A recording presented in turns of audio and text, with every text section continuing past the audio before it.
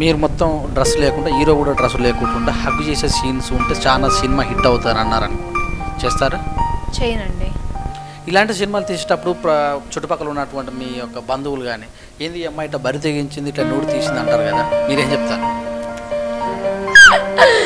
అంటే ఇవి నేను మీకు ముందే చెప్పాను కదండి, యాక్చువల్గా నేను చేసింది దీంట్లో రెండు సీన్లు బోల్డ్, అంటే ఆ 2 సీన్లో కూడా ఓన్లీ ఒకటి బోల్డ్గా కనిపిస్తుంది మీకు. ఈవెన్ ట్రైలర్లో కూడా మీరు చూడొచ్చు. అది అంటే దానికి అది ఎందుకు చేశాను అనే పర్టికులర్ ఆన్సర్ మీకు కంపల్సరీ క్లైమాక్స్లో దొరుకుతుంది. అది బరి తెగించడం అయితే కాదండి బాబు, అది ఒక మంచి కాన్సెప్ట్, ఒక మంచి సీన్, అదే పండిస్తుంది సినిమానంతా. సో అందుకే నేను అది చేయాల్సి వచ్చింది. ఇక్కడ సిగ్గు అనిపించలేదా అక్కడ న్యూడే కనిపించి బట్టలు మొత్తం లేకుండా నటించాలన్నప్పుడు? బట్టలు మొత్తం లేకుండా అసలు లేదండి సినిమా. ఇది ఒక మంచి సోషల్ అవేర్నెస్ సినిమా. బట్టలు లేకుండా ఎవరు తీయరు.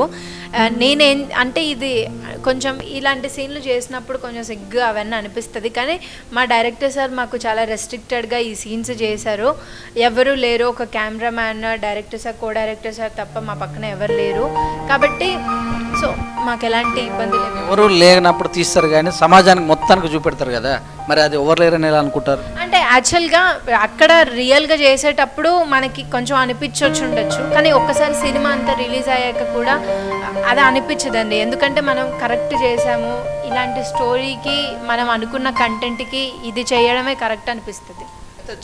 మీ దాంట్లో చూసినట్టు తమిళనాడులో ఇక్కడి వరకు డ్రెస్ లేకుండానే కానొచ్చింది కదా, దీన్ని ఎలా చూడాలి?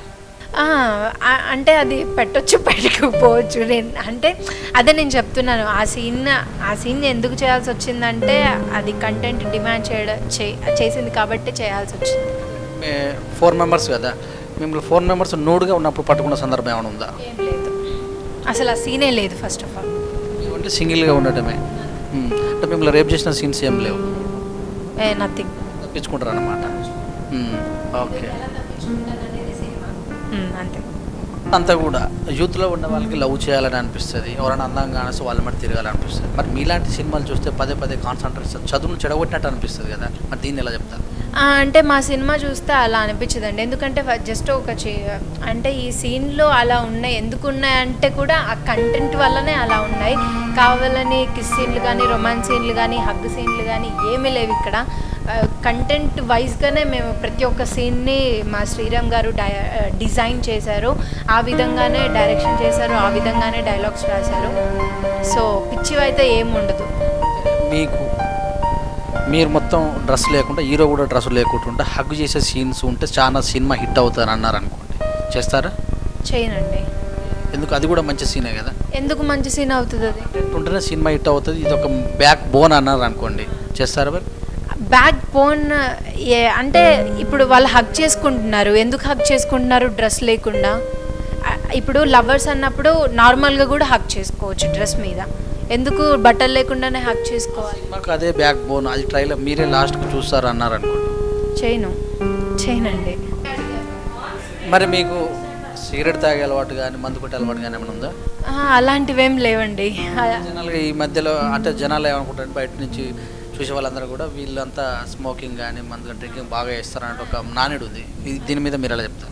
అయితే యాక్చువల్గా ఫస్ట్ ఇండస్ట్రీ మీద ఉన్న చెడు అభిప్రాయం అనేది తీసేయండి మీ హార్ట్లో నుంచి. అందరూ ఒకలాగే ఉండరు.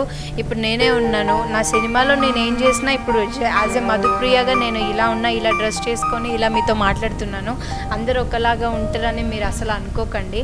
నాకైతే అలాంటివి ఆల్కహాల్ కానీ, స్మోకింగ్ కానీ ఎలాంటి అలవాటు లేదు. హలో అండి, నేను Madhupriya. So Maguva cinema September 5th release అవుతుంది. సో అందరూ ఈ సినిమాని చూడండి. ఇది శ్రేయా సిటీలో రిలీజ్ అవుతుంది. శ్రేయా సిటీ అనే యాప్ మీరు play store or Apple play స్టోర్లో నుంచి మీరు ఈ యాప్ని డౌన్లోడ్ చేసుకోవచ్చు. సో డౌన్లోడ్ చేసుకొని లాగిన్ అవ్వండి. ఈ మగువ సినిమా అనేది చూడండి, మీకు ఒక మంచి ఇన్స్పిరేషనల్ మూవీ అవుతుంది మీ లైఫ్లో.